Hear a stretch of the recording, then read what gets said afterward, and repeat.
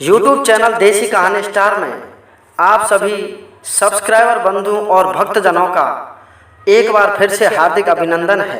तो आज इस कहानी में मैं आपको बताऊंगा कि किस प्रकार से रानी गजमोतनी को राजा नल और उसका मित्र गुर्जर सम्राट मनसुख अपने बंगाल देश की सीमा से वापस भेज देते हैं और युद्ध क्षेत्र में रानी गजमोतनी को नहीं ले जाते हैं। तो रानी गजमोतनी किस प्रकार से वापस आती है और कैसे फिर राजा नल और उसका सेनापति उसे संदेश भिजवा करके वापस बुलाते हैं जब उन पर दुखों का पहाड़ टूटता है। तो श्रोताओं, कहानी को शुरू करने से पहले अगर आप हमारे चैनल पर नए हैं तो चैनल को सब्सक्राइब अवश्य करें और वीडियो को लाइक करना कभी ना भूलें। तो श्रोता, हमारी कहानी चल रही थी कि राजा नल अपने माता पिता को कंपिलगढ़ से छुड़वाने के लिए अपनी फौज को बंगाल के बॉर्डर पर ले आता है और उधर से राजा नल का मित्र गुर्जर सम्राट मनसुख अपनी फौज को अपने मित्र राजा नल के पास में ले आते हैं। और राजा नल के पास में आकर के जब दोनों मित्रों का मिलन होता है तो मनसुख अपने मित्र नल से कहता है कि हे मित्र, आप इतने कमज़ोर दिल वाले हो कि आप भाभी को भी साथ में लेकर के आए हो युद्ध क्षेत्र में, और आप तो क्षत्रिय योद्धा हो, ये आपको शोभा नहीं देता। और अगर आप रानी गजमोतनी को युद्ध क्षेत्र में साथ में ले जाओगे तो मैं आपके साथ में युद्ध नहीं करूँगा, मैं अपनी सेना को वापस ले जाऊँगा। तो श्रोता, राजा नल अपने प्रिय मित्र मनसुख गुर्जर की बात को सम्मान देते हुए उसकी बात मान लेता है और रानी गजमोतनी को आदेश देता है कि गजमोतनी, मैं तुम्हारे साथ 1000 सैनिक भेज रहा हूं और आप वापस नरवरगढ़ को चले जाइए। रानी गजमोतनी लाख मना करती है, हाथ जोड़कर कहती है राजा नल से कि महाराज, आप पछताओगे मुझे वापस भेजकर। लेकिन राजा नल एक भी बात नहीं मानता है रानी गजमोतनी की, और रानी गजमोतनी के साथ में 1000 सैनिक भेज देता है और गजमोतनी को आदेश दे देता है कि जाओ नरवरगढ़ में आप आराम से रहो, मैं युद्ध जीतकर कंपिलगढ़ से अपने माता पिता को छुड़ाकर अवश्य ही ले आऊँगा, क्योंकि हमारे पास लाखों की फौज है और हम हमारे तलवार के बल पर अपने माता पिता को बंदी गृह से छुड़ा कर ले आ सकते हैं। इधर से रानी गजमोतनी चली जाती है और इधर राजा नल जब अपनी सेना का जायजा लेते हैं तो काफ़ी सैनिकों के पास में हथियारों की कमी महसूस होती है।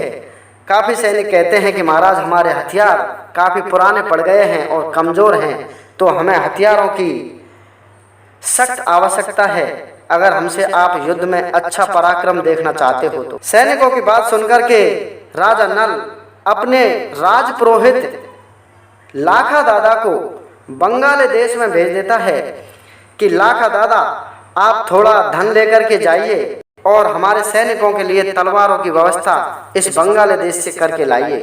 तो क्या होता है श्रोताओं, राजा नल लाखा दादा को एक पोटली में मुद्रा बांध देता है, धन बांध देता है और लाखा से कहता है कि जाओ और तलवार लेकर के आओ।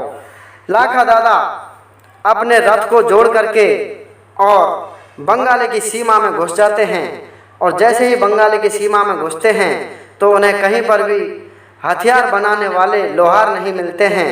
तो लाखा दादा चलते चलते एक जंगल में बकरी चराने वाले गडरिया के पास में पहुंच जाते हैं और बकरी चराने वाले गडरिया से पूछते हैं कि हे गडरिया, आप मुझे लोहार का पता बता दीजिए, मैं तुम्हें इनाम में कुछ मुद्राएं दे दूंगा। तो श्रोताओं, मुद्राओं की बात सुनकर के गडरिया सोचने लगता है कि ये आदमी बंगाल देश का नहीं लगता है, ये बाहर का लगता है, इसकी बोली भाषा और पहनावा हमसे अलग है। और उस गडरिया की बकरियों में बकरियां तो थी उसके पास, लेकिन उसके पास में बकरा नहीं था। बकरे की सख्त आवश्यकता थी उस गडरिया को। तो लाखा दादा को वो गडरिया बकरा बना लेता है और सारा धन जो मुद्राएं थी वो अपने पास में रख लेता है। लाखा दादा जब वापस नहीं आता है हथियारों के जखीरे को लेकर, तो राजा नल अपने प्रिय मित्र गुर्जर सम्राट मनसुख को लाखा दादा को ढूंढने के लिए भेज देता है बंगाल में।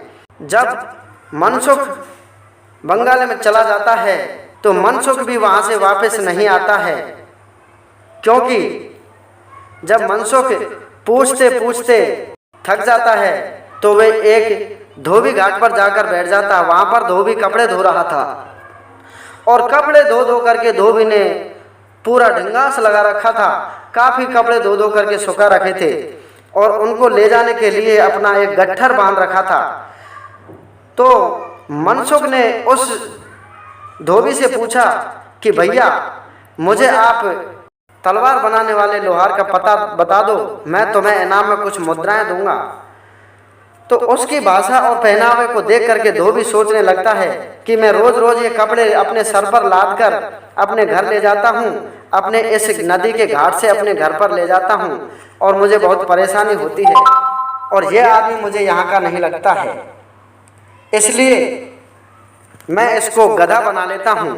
तो श्रोताओं, मनसुख गुर्जर को वो धोबी गधा बना लेता है और जब 2-3 दिन बीत जाते हैं और मनसुख भी वहाँ से नहीं आता है तो राजा नल चिंतित हो जाता है, चिंता में पड़ जाता है और सोचने लगता है कि पता नहीं ये क्या हुआ, मेरे दोनों मित्र वापस नहीं आए हैं। तो राजा नल स्वयं कहने लगता है कि सेनापति, आप मेरी सेना का नेतृत्व रखिए, सेना का ध्यान रखिए और मैं अपने घोड़े को लेकर के और तलवार हाथ में लेकर के जाता हूँ और दोनों को ढूंढ के लाता हूँ कि वो कहाँ गए। तो श्रोताओं, जैसे ही राजा नल भी जाता है तो राजा नल जब बंगाल शहर में घूमता है घोड़े को लेकर के तो थक हार कर सोचने लगता है। राजा नल को पान खाने की आदत थी, तो एक दुकान पर एक पान का तमोली बैठा हुआ था जो पान बेचता है। तो श्रोताओं, राजा को देख करके तमोली सोचने लगता है कि ये इतना अमीर और गोरा चिट्ठा राजा है, किसी बड़े ही गढ़ का राजा लगता है और मेरे घर में मेरी बेटी जवान है, अगर मैं इसकी शादी मेरी बेटी के साथ करवा देता हूँ तो ये अवश्य ही मेरी बेटी को माला माल कर देगा और मेरी बेटी भी रानी बन जाएगी।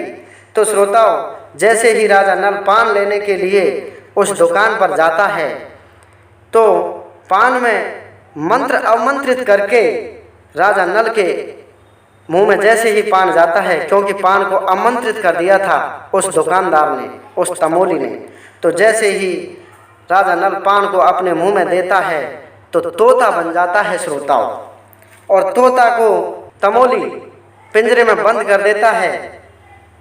तो श्रोताओं, अब क्या बने, राजा नल समझ गया था कि बंगाले का जादू चल गया और अब तो हमारे माता पिता की कैद को भी कोई नहीं छुड़ा सकता और अब क्या होगा ऊपर वाला ही जाने। ये सोच करके राजा नल पिंजरे में भीतर रोने लगता है, टाई टाई की आवाज़ आने लगती है पिंजरे से। तो श्रोताओं, जब कई दिनों का समय बीत जाता है, राजा नल भी वहाँ से नहीं आता है, तो मैंने आपको पिछले एपिसोड में बताया था कि रानी मंजा ने एक कबूतर संदेश लेकर के नरवरगढ़ में भेजा था। वो कबूतर भी राजा नल के साथ में आया था बंगाल देश की सीमा तक। तो वो कबूतर सेनापति के पास में था, तो सेनापति दुखी हो जाता है। तो कबूतर कहने लगता है कि महाराज, ये बंगाला देश बड़ा ही जादुई क्षेत्र है और मुझे रानी मंजा ने जब दाना चुगाती थी रानी मंजा, तो मुझे बताया था कि मेरे बेटे नल की बहू जो गजमोतनी है वो 14 विद्या निदान है जादू में, वो बड़ी जादूगरनी है। तो आप रानी गजमोतनी को वापस बुला लीजिए और क्या पता क्या अन्याय हो रहा होगा हमारे राजा के पास। तो क्या होता है श्रोताओं, सेनापति उसी कबूतर को रानी गजमोतनी के पास में भेजता है और रानी गजमोतनी से जा कर के कहता है कबूतर कि महारानी, हमारी सेना और हमारे राजा को आपकी सख्त ज़रूरत है। पता नहीं आज 10 दिन बीत गए और वो बंगाल देश में हथियारों के लिए गए थे, आज तक वापस नहीं आए। तो रानी गजमोतनी तो पहले से ही जानती थी कि ये बंगाला देश बड़ा ही जादूगर है, तो उसने नरवरगढ़ में ना पहुंचते हुए अपने 1000 सैनिकों के साथ में कुछ कोस की दूरी पर वहीं पर अपना तंबू गाड़ लिया था और वहीं पर रहने लगी। उसे पता था कि मेरी आवश्यकता इनको जरूर पड़ेगी।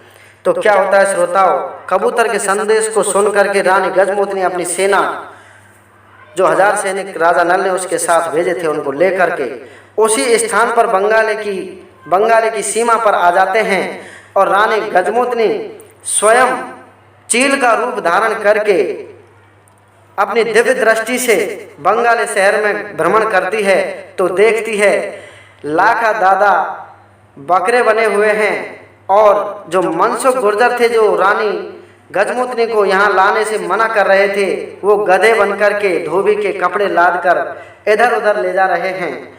और राजा नल ने भी उनकी बात नहीं मानी तो वो तोता बनकर पिंजरे में टाएं टाएं आवाज़ लगा रहा है। रानी गजमोहिनी ये सब देख करके एकदम से क्रोधित हो जाती है और शुरुआत में राजा नल के पास में जाती है जहाँ पर वो दुकानदार ने उसे बंदी बना रखा था। और रानी गजमोहिनी को देख करके वो तमोली एकदम से प्रसन्न हो जाता है कि कितनी सुंदर लड़की आई है, इसे तो मैं अपनी पत्नी बनाकर ही रहूँगा। जैसे ही वो मंत्रों को आमंत्रित करके रानी गजमोहिनी पर फूंकता है तो रानी गजमोहिनी एक ही सेकंड में एक मंत्र के द्वारा उसके मंत्रों को काट करके और उसकी गर्दन पर तलवार रख देती है। और वो तमोली अपने प्राणों की भिक्षा मांगते हुए रानी गजमोहिनी से कहता है कि महारानी, मैं समझ गया आप तो मुझसे भी बड़ी जादूगरनी हो, आप मुझे प्राणों का दान दें, मैं आपके पति इस तोते को छोड़ दूंगा। तो श्रोताओं, वहाँ से राजा नल को गजमोहिनी छुड़वा करके लाती है और फिर जाते हैं राजा नल और गजमोहिनी मनसुख के पास। गुर्जर सम्राट मनसुख जो गधा बनकर इधर उधर कपड़े लाद कर घाट से घर तक और घर से घाट तक जा रहा था। तो गधे को देख करके रानी गजमोहिनी को एकदम से हंसी आई है। तो वो गधा जो मनसुख था वो शर्मिंदा हो जाता है और रोने लगता है। तो रानी गजमोहिनी तुरंत अपना मंत्र फूंकती है और उस गधे से मनसुख के रूप में उसके प्राण बचाती है और गधे को मनसुख बना देती है। तो मनसुख जब असली रूप में आ जाता है तो अपनी भाभी रानी गजमोहिनी के चरणों में पड़ जाता है और कहने लगता है कि भाभी मुझे माफ़ करना, मैंने आपको गलत समझा, मुझे पता नहीं आप हमारे इतने बड़े काम आओगी, आपको हम जरूर युद्ध क्षेत्र में लेकर के चलेंगे। तो श्रोताओं, फिर रानी गजमोहिनी लाखा के पास में जाती है, लाखा दादा के पास जो बकरा बनकर बकरियों के टहने में घूम रहा था। तो श्रोताओं, रानी गजमोहिनी राजा नल और मनसुख को देख करके लाखा दादा भी मैं करने लगता है और रोने लगता है। तो रानी गजमोहिनी एक मंत्र उस पर भी फूंक देती है और उसे बकरे से राजपुरोहित लाखा दादा बना देती है। तो श्रोताओं, अब ये कहानी काफ़ी लंबी हो चुकी है, आगे की कहानी मैं आपको कल के एपिसोड में बताऊंगा।